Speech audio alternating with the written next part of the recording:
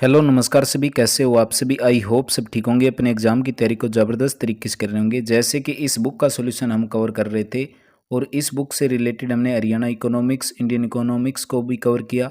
भारतीय संविधान के लिए हमने 2 टॉपिक हैं इसके कवर कर रखे हैं। अगर नहीं देखे तो उनके लिंक आपको वीडियो के डिस्क्रिप्शन बॉक्स के अंदर मिल जाएंगे। आज की क्लास होगी हमारी टॉपिक नंबर 3, भारतीय संविधान की एकात्मक विशेषताओं के बारे में। आप भी चैनल पर नए हैं तो चैनल को सब्सक्राइब कर नोटिफिकेशन बेल को दबाना ना भूलें। क्वेश्चन नंबर 1 देखो, लिखित संविधान किस प्रणाली के अंदर आवश्यक है। लिखित संविधान किस प्रणाली के अंदर जरूरी है? संज्ञात्मक शासन के अंदर। ऑप्शन सी इस क्वेश्चन का करेक्ट आंसर हो जाएगा। नेक्स्ट क्वेश्चन है क्वेश्चन नंबर 2, एकात्मक शासन व्यवस्था के अंदर क्या होता है? केंद्र शक्तिशाली होता है या फिर इकाइयां शक्तिशाली होती हैं? इसके अंदर राइट आंसर हो जाएगा भी केंद्र शक्तिशाली होता है। ऑप्शन नंबर ए इस क्वेश्चन का करेक्ट आंसर हो जाएगा। नेक्स्ट क्वेश्चन है 3, निम्नलिखित में से कौन सा कथन एकात्मक व्यवस्था का वर्णन करता है? कौन सा कथन है एकात्मक व्यवस्था का वर्णन करता है? राइट आंसर हो जाएगा भी जहां क्षेत्रीय प्रभाग केंद्रीय सरकार के अधीनस्थ हो। नेक्स्ट क्वेश्चन देखिए क्वेश्चन नंबर 4, किस देश के अंदर एकात्मक शासन है? इन 4 ऑप्शन के अकॉर्डिंग बताना है किस कंट्री के अंदर एकात्मक शासन है। राइट आंसर हो जाएगा भी यूके और श्रीलंका के अंदर। नेक्स्ट है, एकात्मक सरकार की आलोचना की जाती है क्योंकि? एकात्मक सरकार की आलोचना की जाती है क्योंकि यहाँ पर जो केंद्र की निर्कुशलता पाई जाती है। ऑप्शन डी इस क्वेश्चन का करेक्ट आंसर हो जाएगा।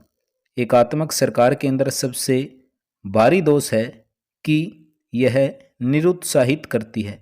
एकात्मक सरकार के अंदर सबसे भारी दोष यह है कि यह निरुत्साहित करती है स्वदेश भक्ति को, स्थानीय प्रेरणा को, कार्य अक्षमता को या फिर एकता को।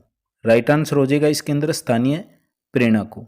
नेक्स्ट क्वेश्चन है 7, इसके अंदर कथन दिए गए हैं भी। कथन ए, एकात्मक शासन व्यवस्था किसी केंद्रीय संगठन अथवा संगठनों में शासन सत्ता निहित करता है, कारण स्थानीय सरकार केंद्रीय सरकार से सत्ता प्राप्त करती है।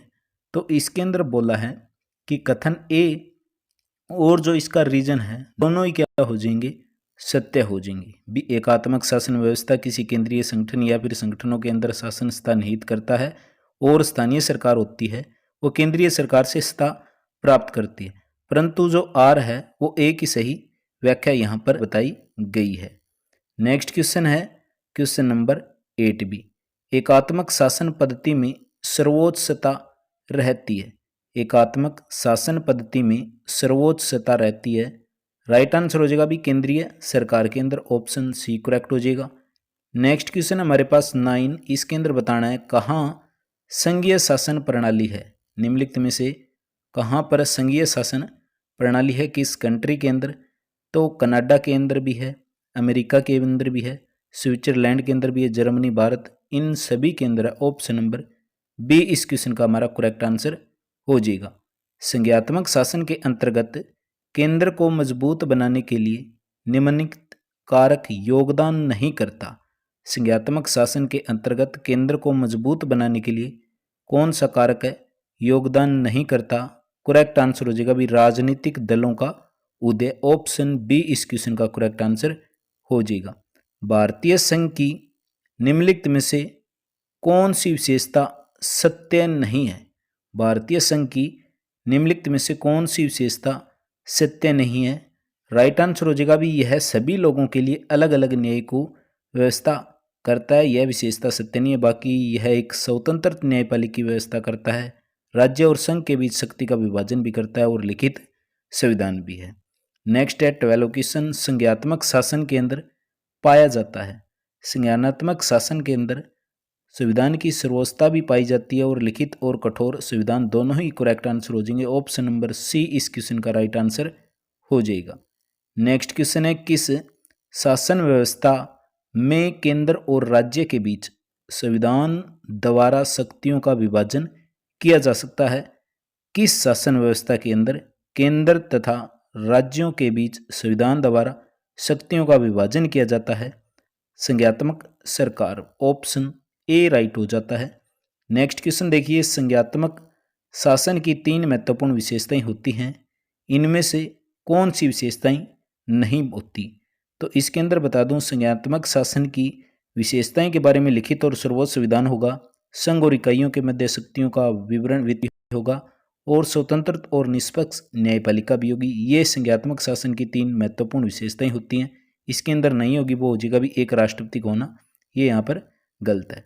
नेक्स्ट क्वेश्चन है, अमेरिका और स्विट्जरलैंड के अंदर अवशिष्ट विषय किसे दिया गया है? और इससे पहले बता दूं, हरियाणा सीईटी मेंस के फुल प्रैक्टिस पेपर आपको इस यूट्यूब चैनल पर शुरू हो चुके हैं। अगर नहीं देखे तो उनके लिंक आपको डिस्क्रिप्शन बॉक्स के अंदर मिल जाएंगे। हरियाणा जीके की 1000 प्लस इंपॉर्टेंट क्वेश्चन की क्लास है, 6 पार्ट हमने कवर कर लिए, 4 वीडियो बाकी रहती है, उनको भी हम धीरे धीरे कवर कर देंगे। अमेरिका और स्विट्जरलैंड के अंदर अवशिष्ट विषय किसे दिया गया है? करेक्ट आंसर हो जाएगा हमारा ऑप्शन नंबर, यूनिटों को दिया गया है भी, इकाइयों को। संयुक्त राज्य अमेरिका की संघीय व्यवस्था में अनोखी भूमिका क्या है? संयुक्त राज्य अमेरिका की संघीय व्यवस्था के अंदर उनके अंदर अनोखी भूमिका क्या होगी? उनके अंदर दोहरी नागरिकता है, ऑप्शन बी राइट हो जाएगा। नेक्स्ट है वेरी इंपॉर्टेंट क्वेश्चन, इसके अंदर हमें मिलान करना है, सूची 1 देकर और सूची 2 देकर कुछ इस प्रकार हमें मिलान करना है, जैसे कि John Locke, Thomas Hare, Hamilton, A B C Dicey, और इस साइड दे दिया संघीय सरकार शक्तियों का विभाजन, यानी कि किसके द्वारा ये कहे गए हैं, दिए गए हैं। जॉन अगर लॉक की हम बात कर लेते हैं तो जॉन लॉक के द्वारा शक्तियों का विभाजन हो जाएगा। थॉमस हेयर की अगर बात करें तो थॉमस हेयर के द्वारा हो जाएगा समानुपाती प्रतिनिधित्व। अगर हैमिल्ट की बात कर लेते हैं, हैमिल्ट के द्वारा हो जाएगा संघीय सरकार, और ए वी डाइसी के अकॉर्डिंग हो जाएगा विधि का शासन। ये करेक्ट आंसर हो जाएंगे, ऑप्शन नंबर ए इसके अंदर राइट आंसर हमारा हो जाता है। संघीय सरकार के लिए द्विसदनीय व्यवस्था परम आवश्यक है, क्योंकि संघीय सरकार के द्विसदनीय व्यवस्था परम आवश्यक है क्योंकि इसके अंदर जो जल्दबाजी और अप्रिपक्व विधायन पर रोक लगाते हैं। ऑप्शन बी इस क्वेश्चन का करेक्ट आंसर हो जाएगा। निम्नलिखित व्यक्तियों में से कौन सा भारतीय संघीय व्यवस्था की सही प्रकृति को बतलाता है? इसके अंदर करेक्ट आंसर निकल कर आता है हमारा ऑप्शन नंबर सी राइट हो जाएगा। भी भारतीय संघ है वो इकाइयों के बीच सहमति का प्रमाण नहीं है। किसका अनुसरण करते हुए भारत का संविधान राज्यों का संघ शब्दावली का प्रयोग किया जाता है? यानी कि भारत को राज्यों का संघ जो बोला जाता है, किसका अनुसरण करते हुए ये चीज बोली गई है, किस कंट्री के संविधान से अकॉर्डिंग हो जाएगा? राइट आंसर हो जाएगा भी कनाडा के संविधान से लिए गए भी राज्यों का संघ। नेक्स्ट क्वेश्चन देखिए, क्वेश्चन नंबर हमारा 21। संघीय व्यवस्था के निर्माण के लिए आवश्यक शर्तों में से कौन सी शर्त है वो नीचे गलत बताई गई है? संघीय व्यवस्था के निर्माण के अंदर सबसे पहले बात कर लेते हैं हम संघीय व्यवस्था के निर्माण के बारे में कौन सी वो शर्तें हैं, वो बिल्कुल ठीक है। एक तो हो जाएगा भी राजनीतिक प्रेरणा से मुक्त नागरिकता, भाषा और संस्कृति का समुदाय, एकता और स्वायत्ता की इच्छा। इसके अंदर कौन सी गलत है? तो गलत हो जाएगी इसके अंदर आर्थिक संसाधनों की असमानता। ऑप्शन बी इस क्वेश्चन के अंदर राइट आंसर हो जाएगा। निम्नलिखित में से किस विषय के अंदर भारत की संघीय व्यवस्था ऑस्ट्रेलिया की संघीय व्यवस्था से अलग है?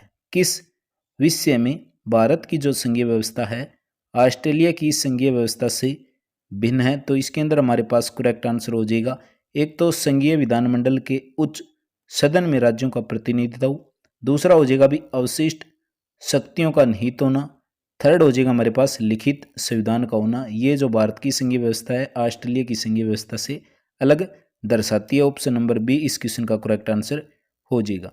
निम्नलिखित में से बताना है भी कौन से संघीय सिद्धांत भारतीय संघ व्यवस्था में नहीं पाए जाते? कौन से वो संघीय सिद्धांत होते हैं जो भारतीय संघ व्यवस्था के अंदर नहीं पाए जाते? करेक्ट आंसर हो जाएगा भी संसद के उच्च सदनों में राज्य के लिए समान प्रतिनिधित्व। ऑप्शन ए करेक्ट हो जाता है। नेक्स्ट क्वेश्चन है 24।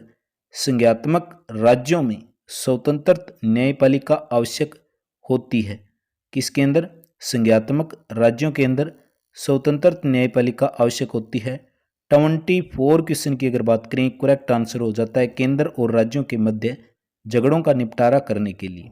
नेक्स्ट है सरकारों का एकात्मक और संज्ञात्मक में वर्गीकरण का आधार पूछ लिया, किस टाइप का आधार होगा। करेक्ट आंसर हो जाएगा भी केंद्र और राज्यों के बीच संबंध। नेक्स्ट क्वेश्चन है हमारे पास क्वेश्चन नंबर 26। संघीय व्यवस्था में किस संस्था को संविधान का संतुलन चक्र माना जाता है। संघीय व्यवस्था के अंदर किस संस्था को संविधान का संतुलन चक्र माना जाता है। करेक्ट आंसर हो जाएगा ऑप्शन नंबर सी। तो ये हमने क्वेश्चन कवर कर लिए, इसके पार्ट 3 को कवर कर लिया। कल की क्लास के अंदर हम केंद्रीय सरकार को कवर करेंगे, उसके बाद राज्य सरकार को, न्यायपालिका, 5-6 वीडियो के अंदर ये कवर कर लेंगे। और इससे पहले बहुत सारे प्रैक्टिस पेपर आपको इस यूट्यूब चैनल के माध्यम से कवर करा रखे हैं, अगर नहीं देखे तो उनके लिंक आपको वीडियो के डिस्क्रिप्शन बॉक्स के अंदर मिल जाएंगे। क्लास कैसी लगी कमेंट बॉक्स के अंदर अपनी राय जरूर दें, और किसी प्रकार की जानकारी के लिए आप कमेंट बॉक्स के अंदर कमेंट कर सकते हैं। उम्मीद करता हूँ आप सभी का दिन शुभ हो।